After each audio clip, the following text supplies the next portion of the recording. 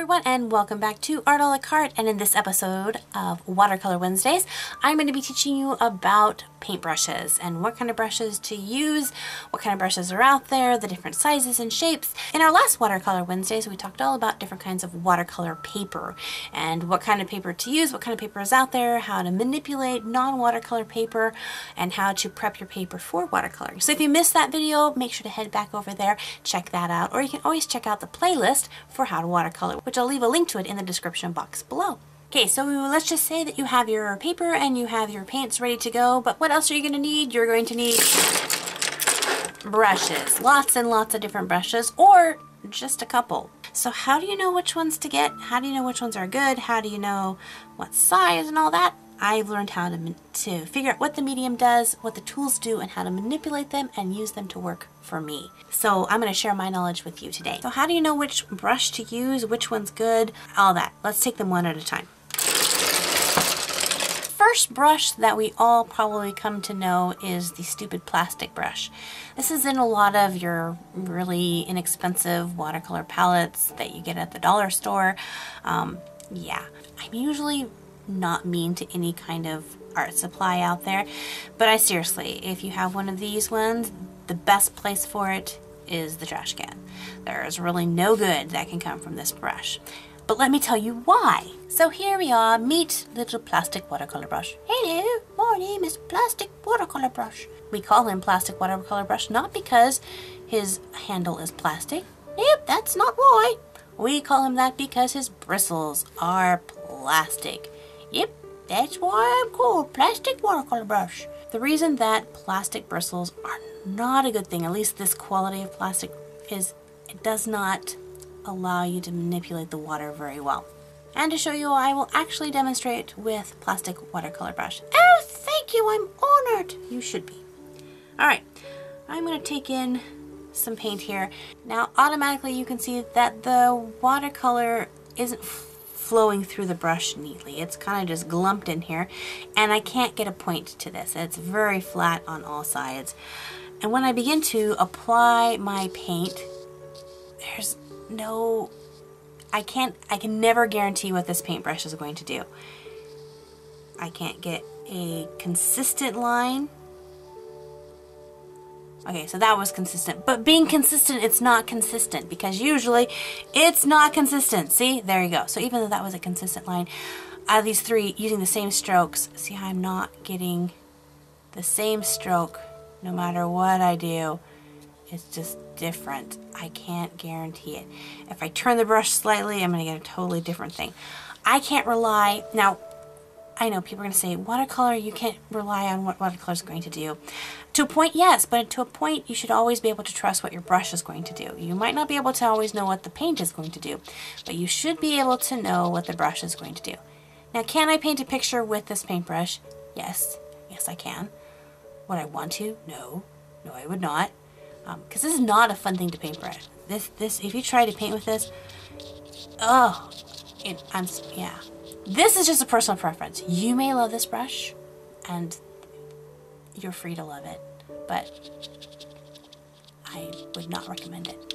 Okay, watercolor brushes can come in all shapes and sizes and price ranges. So let's look at some less expensive paintbrushes. So right here is a little pack that I got for a class that I was teaching, and I needed to give some brushes to some kids for just some really easy painting. So these brushes are great brushes to learn on because they're not expensive and they work fairly well. Yay! So these guys have a synthetic bristle, but they really mimic how real hair holds water and moves. So unlike our previous brush, I'm able to get a nice line variance right here. And it works pretty well. It holds the water. You want a brush that's going to hold water up higher in the bristles so that you can use it kind of as a well. So as you see here, if I hold this brush, and we'll talk about that a little bit later, it's going to hold water, and as I push down farther, I'm going to use that well of water up. So these brushes work great. I don't know what I just painted, a red smear. So if you're going to start out in brushes and you have no clue what you want in a watercolor and you just want to test it out, getting just a really inexpensive set of brushes. Like this one probably was, you know, maybe $1 or $2 for these sets of these brushes. So, you know, and they come in all different sizes and points and all that. We'll talk about that in just a little bit. But that's a good set to start off with. After they get through the sets, then you can move into actually buying individual brushes. So this brand here, these are all sold separately, but they're all the same kind. They're this kind of see-through plastic, and they have got this really cool like squishy thing for your finger to sit on so you don't kill your hand. And these are for a long time I use these brushes all the time. Love these brushes. So these ones are great startup brushes, and again they come in all different sizes, from really big to extremely tiny, to being rounds to being flats, you know, all that kind of stuff. And I still, in fact, I just bought this one just a little while ago because I wanted this size, and they didn't have this size in the brand that I usually buy, and I wanted this size, so I bought it, and it works just fine. So these ones I think individually are about $2.99 a piece, so a little bit more expensive, but not too bad. You can also get these brand here. I don't know if I can read the brand. These are a Royal brand. These are 99 cents a piece, and they work good too. They're sold individually, but I find that they wear out quickly. So this one I've had for a little while, and you can kind of see that this is kind of getting chipped out there.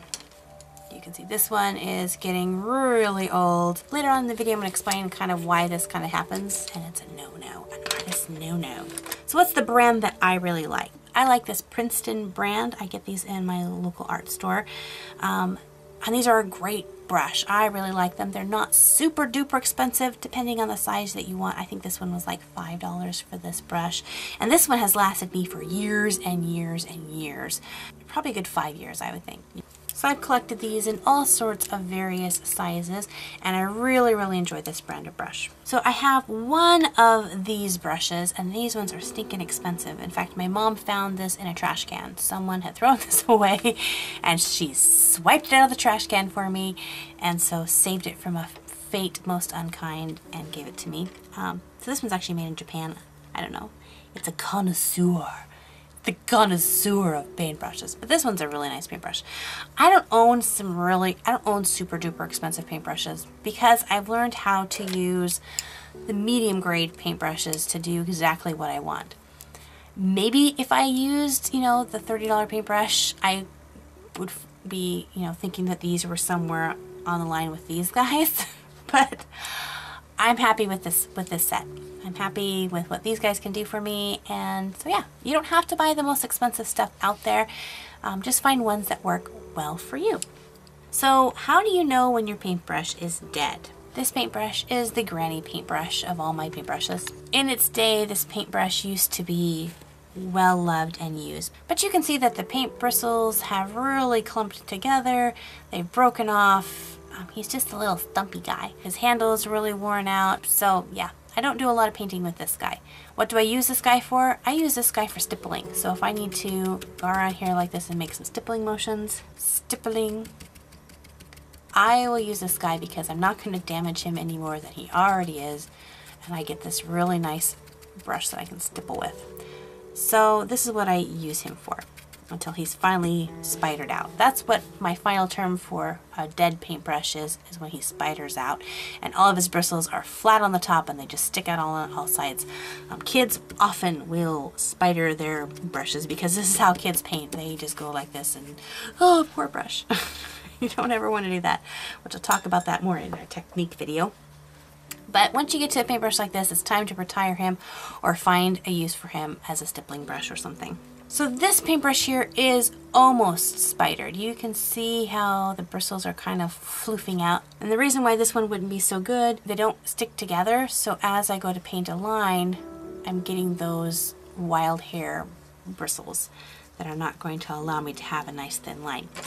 This is what this brush used to look like. See how it has all the bristles are nicely together? When I would lay my line down here, I'm getting just that one solid line.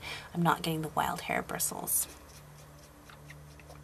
What brushes do you need to buy when you start a painting? For me, I usually do a 9x12 paper size, and so these are the brushes that I would recommend purchasing. First, I would get a number 12 round. It's a flat round, so this means it's flat this way, but has a little bit of a rounding edge. I also have a number 4 flat round, so I get that one as well. I have just a regular round, so it's not flat, so it's round all the way. and that's a number 4. And I believe this one was a size 12 as well, round. And then I have a number 2 liner brush, so it gives me some really thin lines there. Then I have a round 0, so this is kind of a finer brush there. But then I have an even finer one than that, which is this 10/0. Very fine liner. So these are the brushes that I use the most. Every once in a while I'll pull a nice big fat paintbrush if I need to cover some areas and do a wash with it. But these are my go-to guys right here. Yay! Reap